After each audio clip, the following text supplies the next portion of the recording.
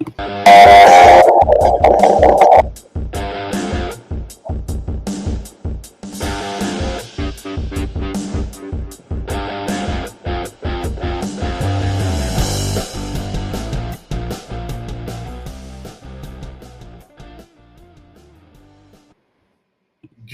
morning, hockey fans. This is Steven Heisler with HeisHockey.com, the Victorious Hockey Company, and the Junior Hockey Discussion Group on Facebook.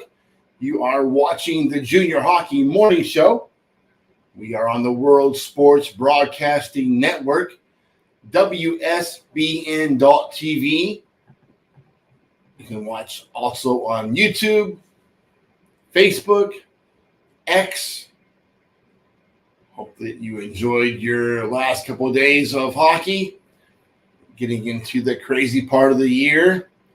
I want to do a quick programming note. If you're watching this show on the Junior Hockey Discussion Group, you're going to have to start migrating to my personal page on Facebook. Just follow me or friend request me directly, Steven Heisler.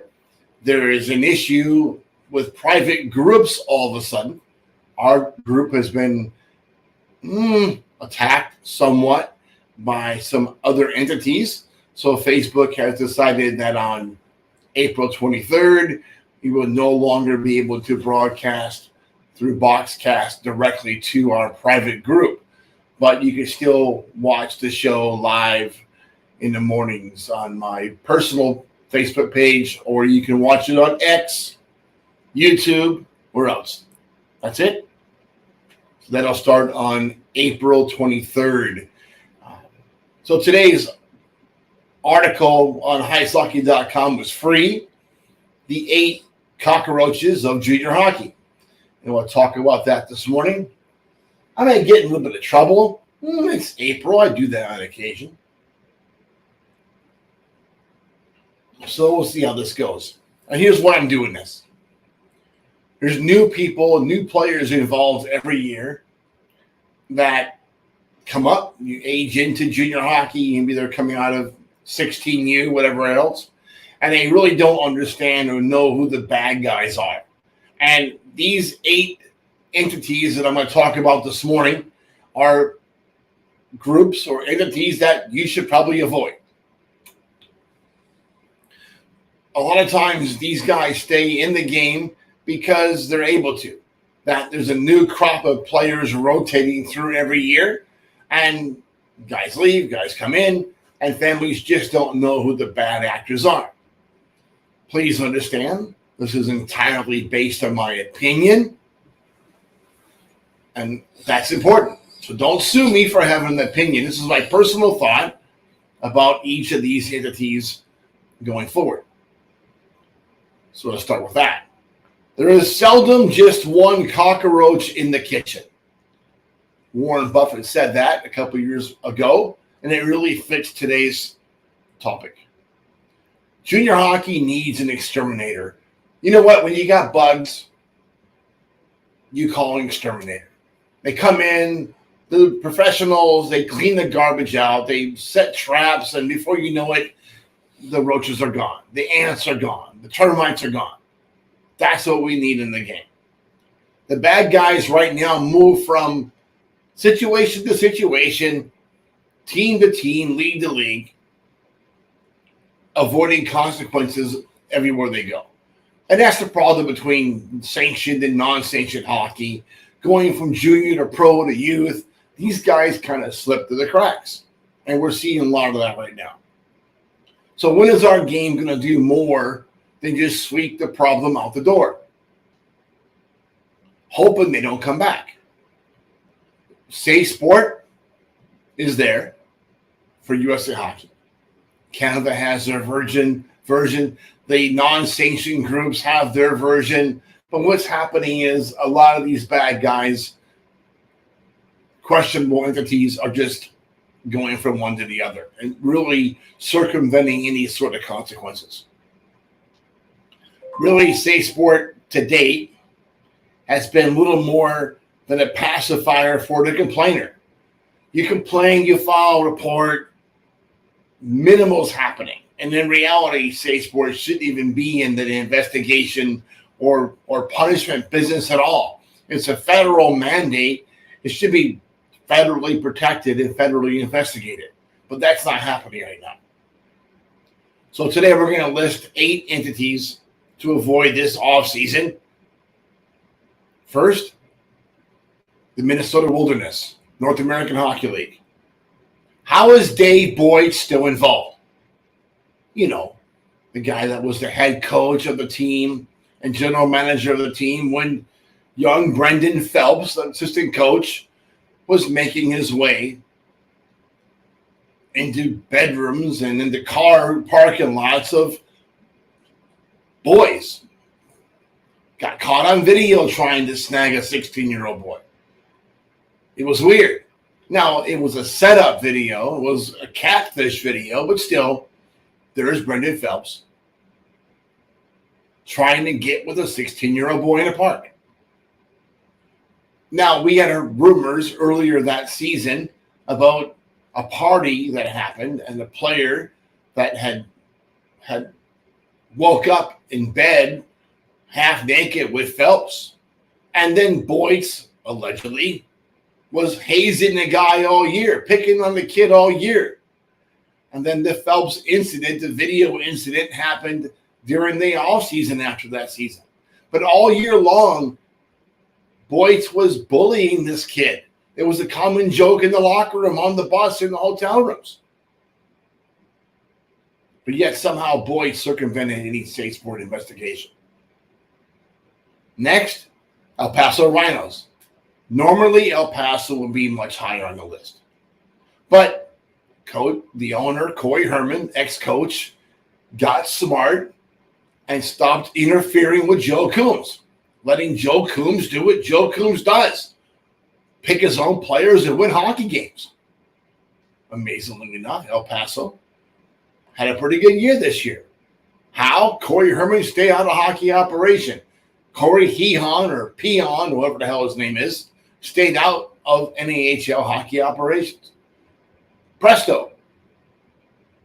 Now, El Paso can be a good destination for 20 bombs on one-way agreements when you don't let them send you to the 3HL team. Not a bad place to go. Joe Coombs is a good coach. There you go. Don't drink Corey Herman's Kool-Aid when you get there. Next, Amarillo Wranglers. Harry Mahood.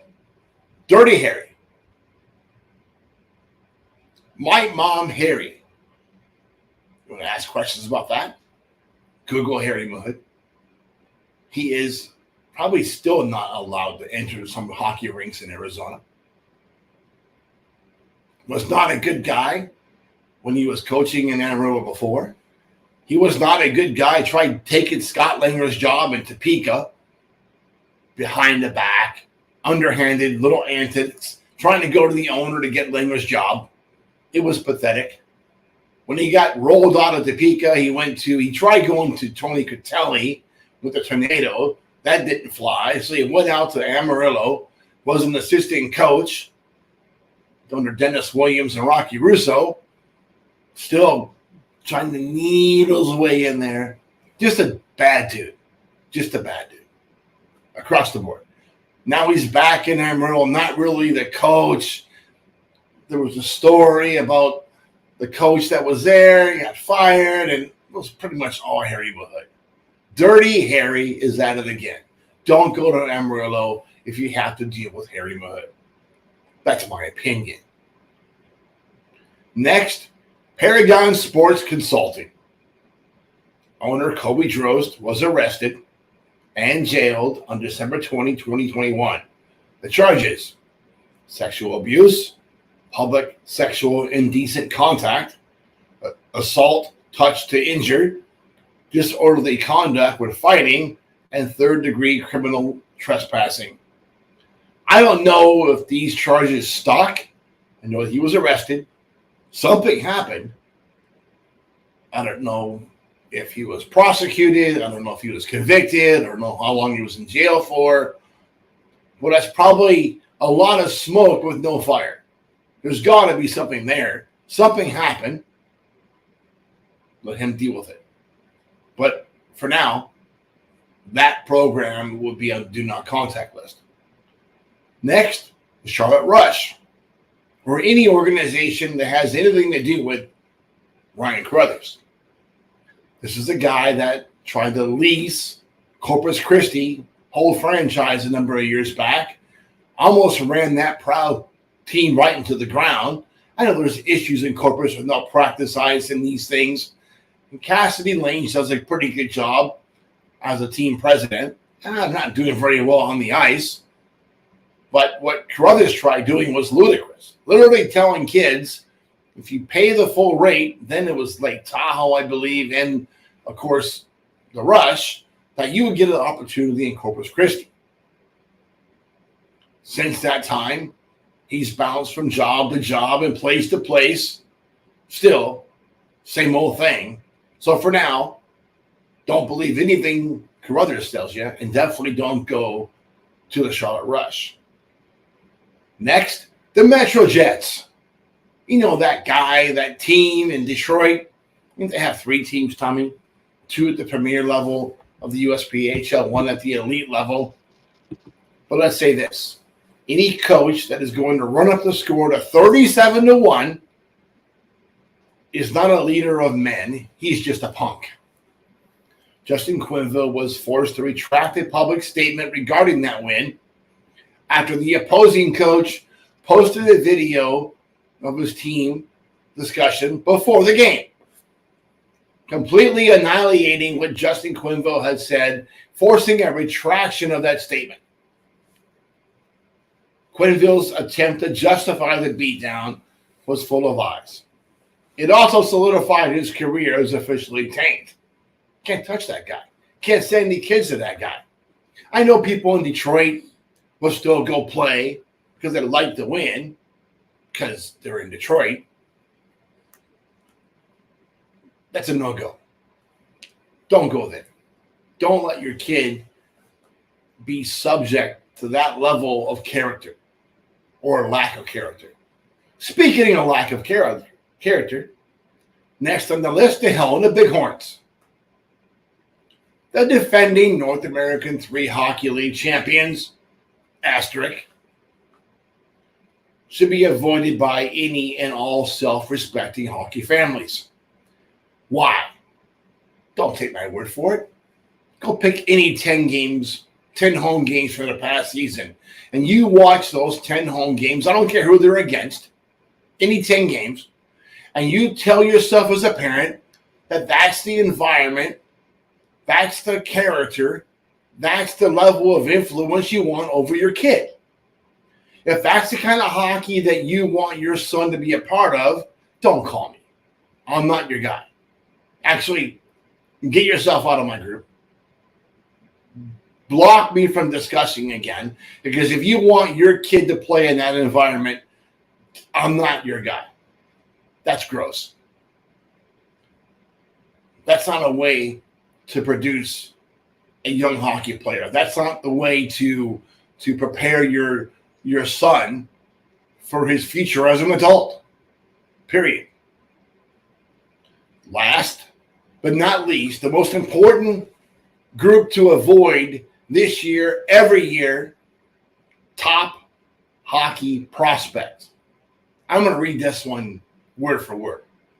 Anthony Tony Da Silva is the owner of Top Hockey Prospect.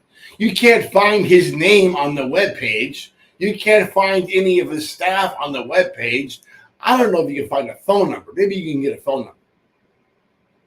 But this is a company that is basically put on earth to attract young boys. In 2012, about 12 years ago, Da Silva was charged with 75 counts, including using a computer to seduce a child, transmitting harmful material to a child, and inducing a child to engage a sexual performance. He spent 244 days in Polk County Jail.